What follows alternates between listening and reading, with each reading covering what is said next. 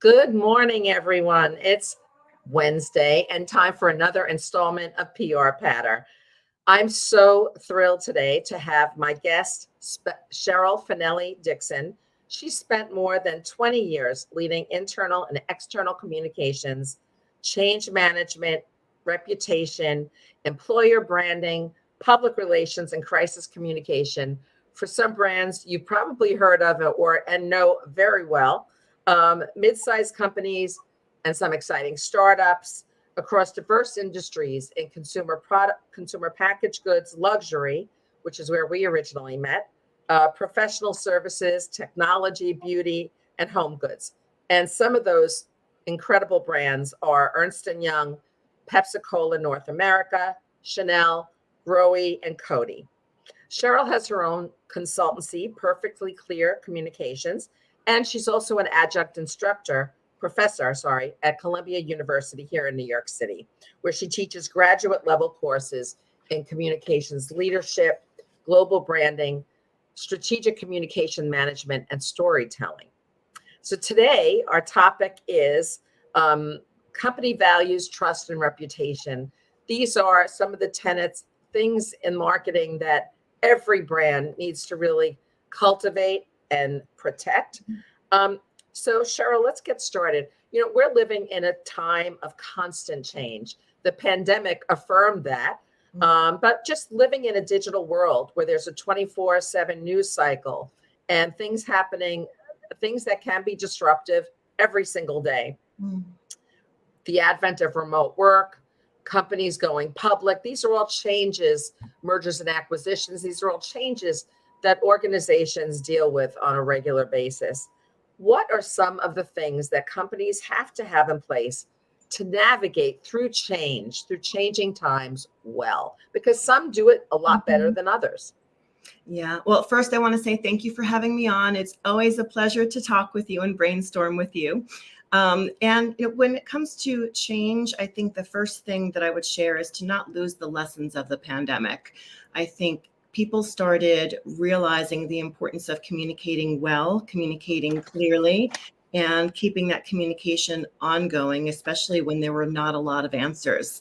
So now that we are past that, thankfully, and we have all these other changes that are coming about. So I think the same principles hold true, right? So I think consistent communication and making sure that we're anticipating changes and paying attention to all of our stakeholders. I think where companies get themselves into a little bit of trouble nowadays, I'd love to hear your thoughts too, are we're so focused on one audience that we forget about the other audiences, either who cares or who's paying attention. I couldn't agree more. First of all, I just want to go back to the first point you made, Cheryl, in that the pandemic had a lot of lessons for us, for people, for companies, for leaders. And we hopefully learned a lot from it. And a lot of companies did also learn about the value or not of remote work. That's different for every organization. How to function in a new world. And so I think that staying with those learnings is just critical. Why would you walk away from that now when you've it's helped you. It's helped you become stronger leaders, stronger industry leaders as well. So I think the pandemic had a lot of really important lessons for us. You talk about core values, but what are core brand values and how do they factor into how organizations actually cope with change? Yeah, I think that's really nuanced. I think it depends on, how we use values to cope with change depends on what the values are and what the changes are that we're facing.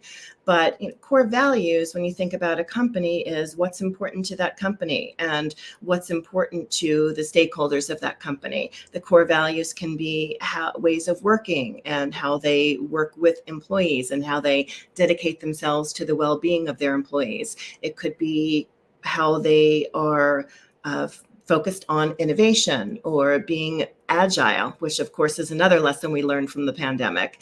So making changes that are aligned with core values makes a lot more sense, and they're easier to explain. And the core values also can act as guidelines of, do we do this? Do we implement this change? What decisions are we making? Right. So checking in first with those core values and seeing, is this in alignment or not? Exactly. The core values hopefully are authentic and real to the company and act as a roadmap. It's not just window dressing when done well and done right. How does internal communicate or cross-departmental communication factor into how companies cope with change?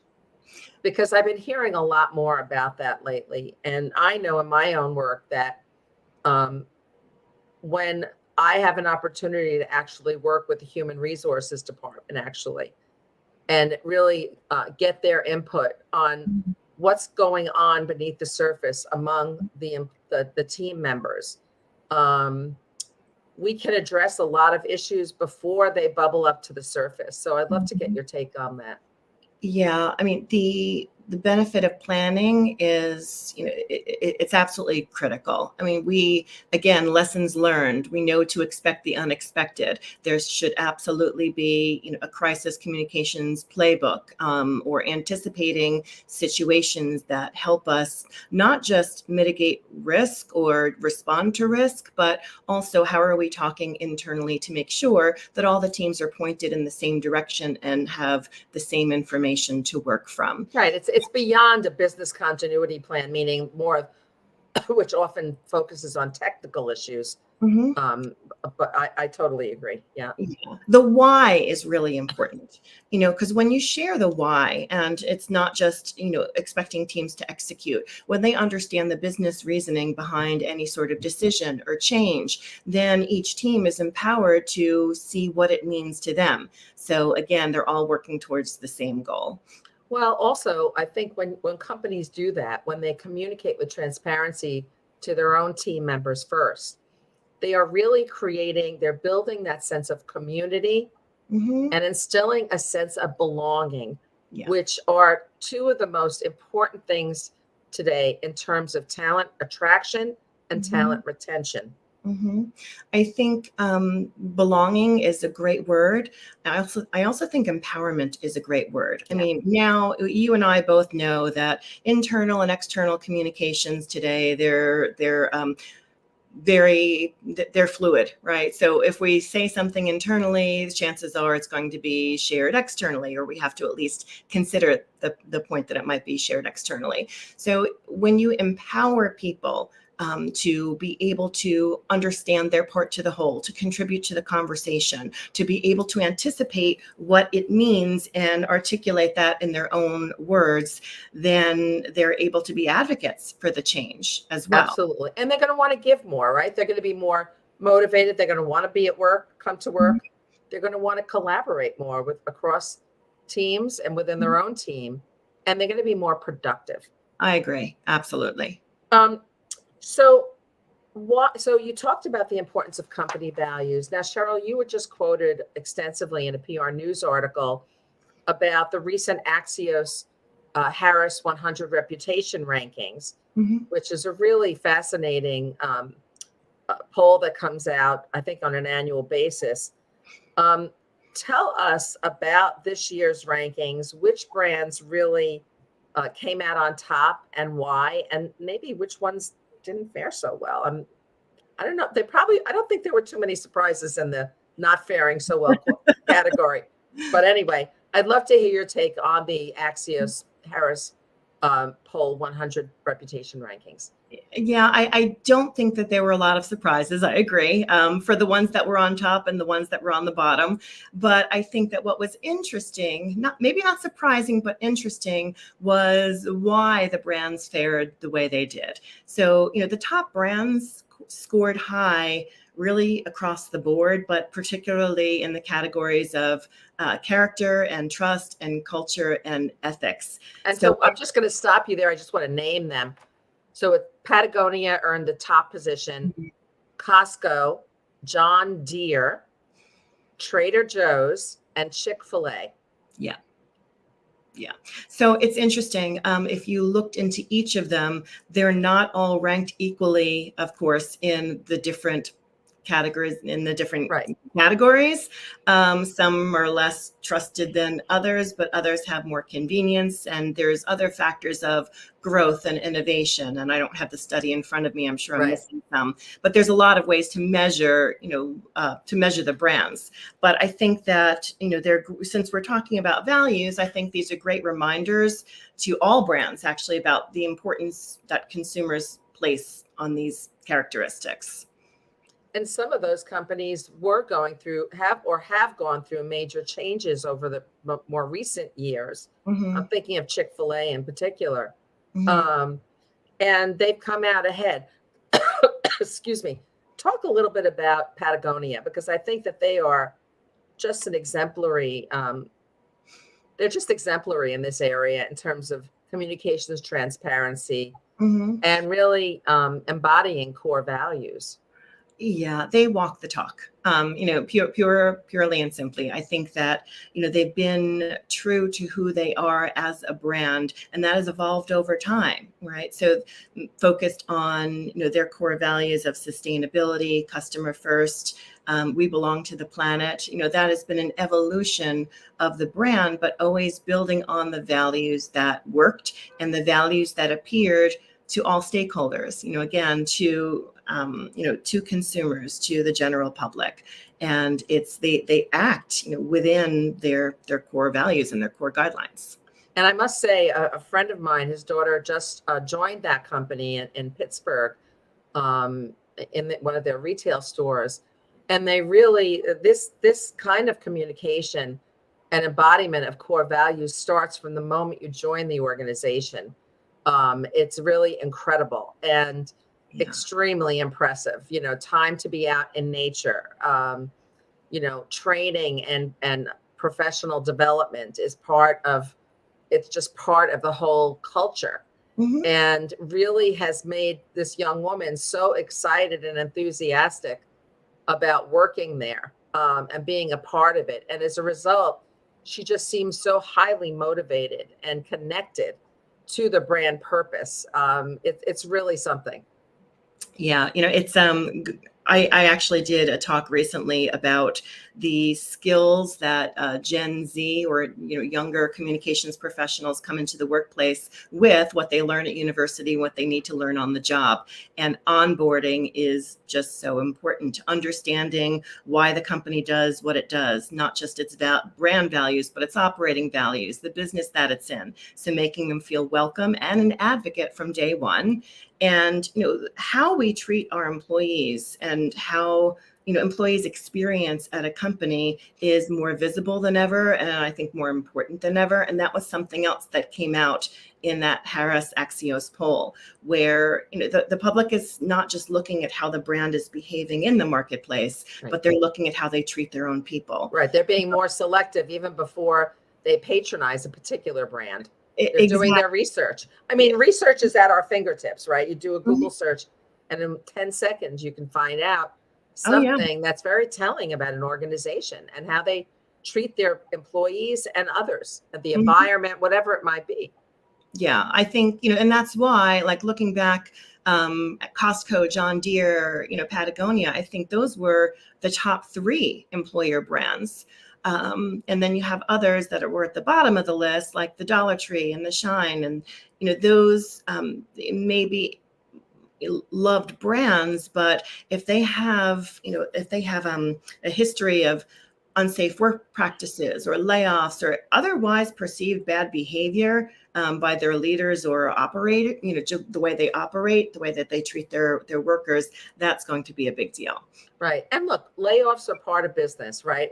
When you mentioned that, it just struck a chord, because one of the other companies that was at the bottom of the list was Tesla. Now, this is no surprise. And I thought maybe we could talk briefly about how Elon Musk has, when he assumed the role at Twitter, when he bought Twitter, how he has his actions have affected their reputation Mhm. and trust in the platform. Yeah, I think I've obviously read a lot. We all have about that. I think we're comparing apples to oranges here. So think about Tesla. That is Elon Musk's company. He's always run it. So, I mean, he is, like him or dislike him, he's incredibly smart, incredibly innovative. He's built, this amazing company. But Tesla has always been under his leadership. We weren't used to anything else when he took over Twitter. So Right. Twitter is in the fabric of our communications, right? It's one of I don't know, one of the most important channels that we use to communicate. We were used to it operating in a certain way. We were used to using it in a certain way, and we were used to it, being fair or neutral, and not tolerating bad behavior, or at least trying to keep this level of what's the word I'm looking for? Level of niceness and Right, congeniality. right. So Elon A Musk, certain sense of decorum, decorum. decorum. And they canceled accounts of people who really abused that, like Exactly. President Trump and Mhm. others. Yeah, and there was reasoning behind it. So they say, if you don't follow the rules of decorum, this is what will happen, right? And the changes that were made, and if someone was canceled, or there was precedent. This is what we're going to do if this happens. So you have a new leader come into a company that people are very used to, and it's part of their fabric, and all of a sudden his personality is kind of bubbling over anything else.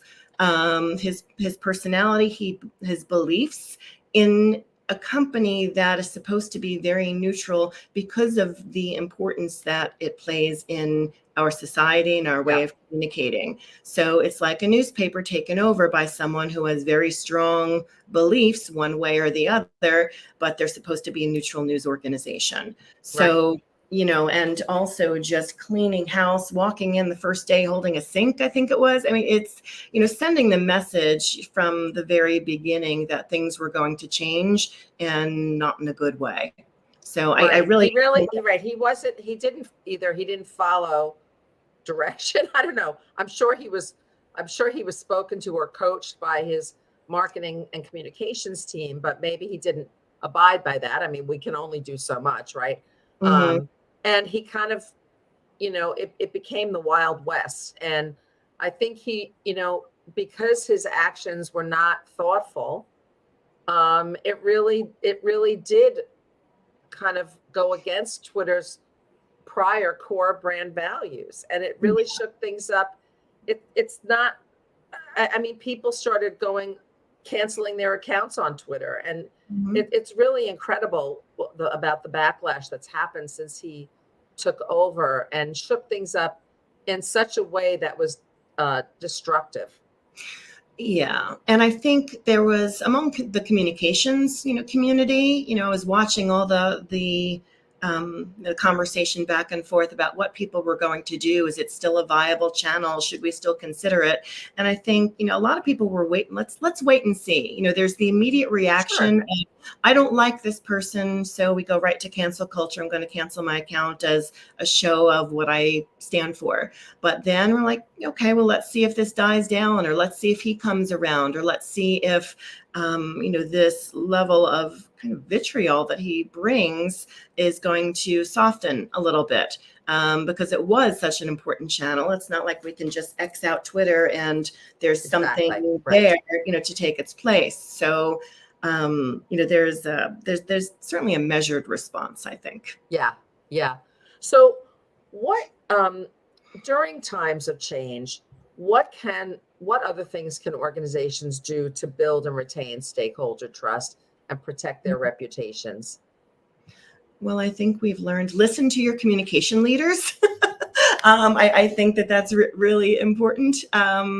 But I also think, again, it's the importance of walking the talk, saying what you're going to do and actually doing it. And then if you don't, not to forget that you ever said it, but give the explanation. So, there's radical transparency, which I don't think has a place.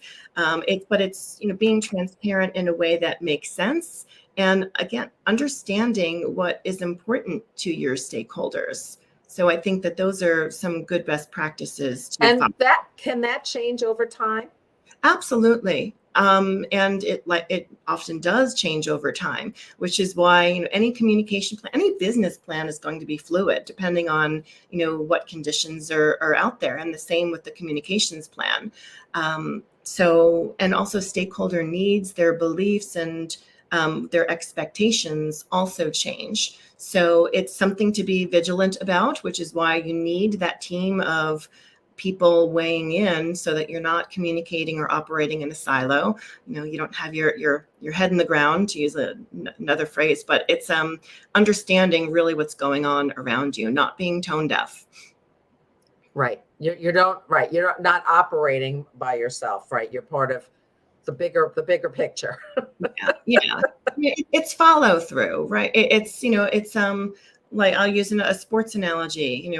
When I'm practicing my batting for softball, it's like, you keep your eyes on the ball, you hit, but then you follow through, you envision where it's going to go. So I think that that's important practice. Oh yeah. For brands, for startups, and entrepreneurial organizations, VC firms, how can they identify their core values?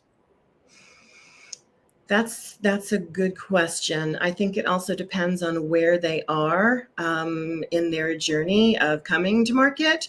I think that, unfortunately, communications, issues management, communication strategy, ways of working is at the bottom of the priority list when brands are emerging. I get it. They need to make money. They need to create competitive advantage and start to gain their share of the market. But again, you're talking to investors, you're talking to potential employees. So that communications strategy should really be a part of those early conversations. Really important. I think a point of difference may kind of substitute for values for early stage companies. What sets them apart from their competitors, and again, what's going to be their North Star in growing their business. Yeah, I think that's a perfect way to wrap up. Is that communications really needs to be at the management table, part of the conversation about brand development, no matter what stage an organization is in, because we act as the eyes and ears of that organization. Yeah. And hopefully, if we are in an internal resource, we are also talking amongst each department and getting that internal feedback as well along the way, so that we can then feed that to top management and identify what the communications needs are. Oh yeah, I think I've always said it's such an important part of our profession to be the ultimate optimist and the ultimate pessimist. So really, and the sweet spot is somewhere in the middle. But always thinking about how is the best possible way that our message or our positioning can be received, in a way that we hope, and what's the worst possible way. Right. That critical thinking. We're going to dream up situations and scenarios that someone else would never even consider, but it's important just to be prepared for it. So I've worked with some really brilliant, startup leaders, and I'll start to bring up some potential issues or, potential messaging challenges. And they would look at me and say, I never even thought of that. I'm like, well, that's not, because it's not your job. It's my job. Exactly. So it's, we want you to be very, very positive. We don't want you to be the pessimist. But I think it's important to be prepared and realistic. Yeah, absolutely. Cheryl, this has been such a great conversation. It felt like went by in a second. Thank you so much for joining me early on a Wednesday. And I'll be back next week with another installment of PR Patter. Thank you so much.